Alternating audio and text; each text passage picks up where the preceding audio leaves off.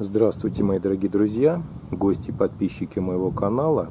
Сейчас середина сентября, и занимаюсь я подготовкой грядки к следующему сезону, к весенним посадкам в следующем году. Грядку я готовлю заранее, в осенний период. Сегодня я вам расскажу, как я провожу мероприятия по повышению плодородия почвы и по обеззараживанию почвы от вредоносных бактерий.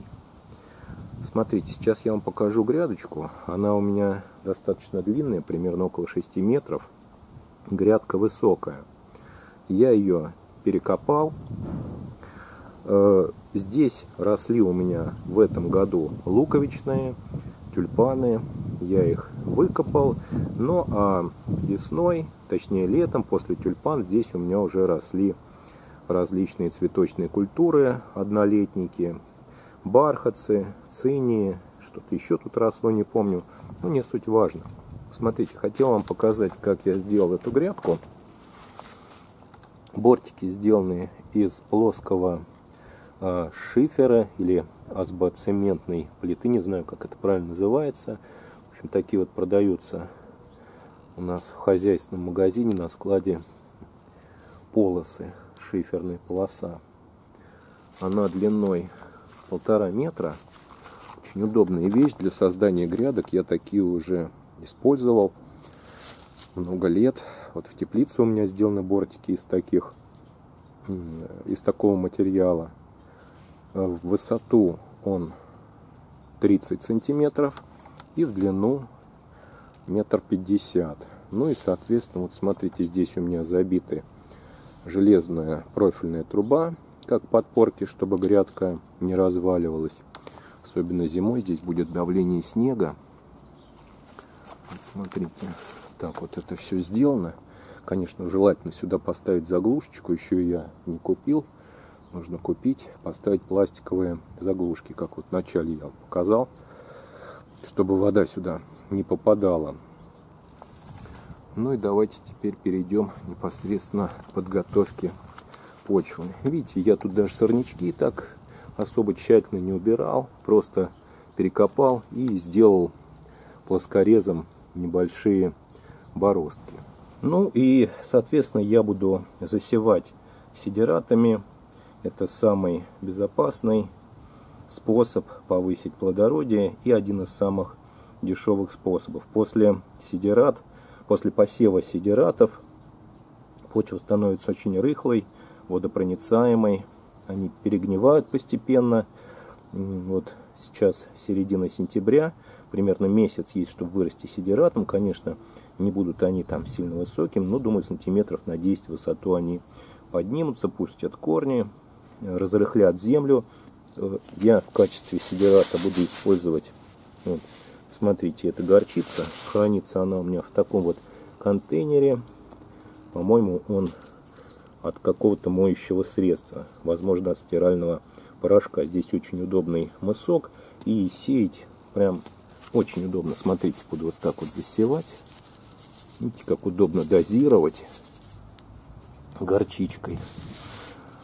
И после горчицы я также еще дополнительно пролью грядки. Ну, покажу вам сейчас, чем буду проливать. Сначала горчицей все засыплю.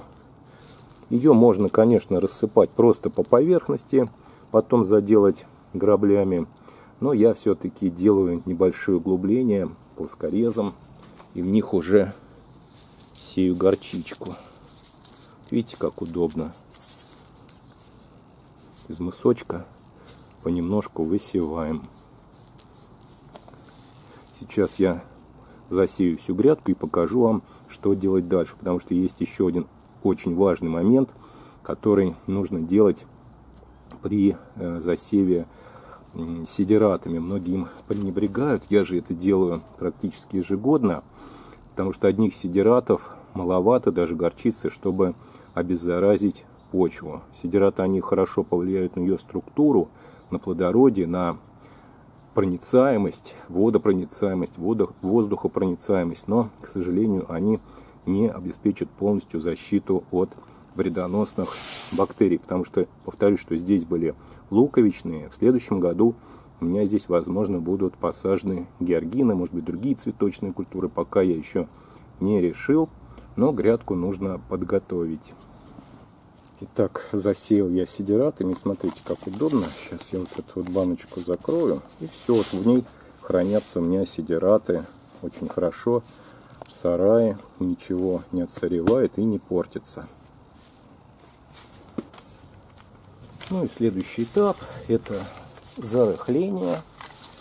Зарыхляю горчицу в грунт, чтобы зернышки все там перемешались с землей. Также можно комки разбить крупные. Очень удобная вещь. Мне прям нравится работать с плоскорезом Фокина. Очень хорошо он справляется практически со всеми задачами подготовки почвы к посевам. Переходим ко второму этапу подготовки и обеззараживания земли. Это внесение марганцовки. Марганцовка, как вы знаете, хороший антисептик. Используют ее многие очень давно для замачивания луковиц, для пролива почвы перед посадками. Старый, добрый способ подготовить землю и побороться с вредоносными микроорганизмами. Ну что ж, 10 грамм пакетик. Продается марганцовка, в том числе вы можете ее купить даже в фикс-прайсе. И также в любом садовом центре она продается. 10 грамм на 10-литровую лейку с водой.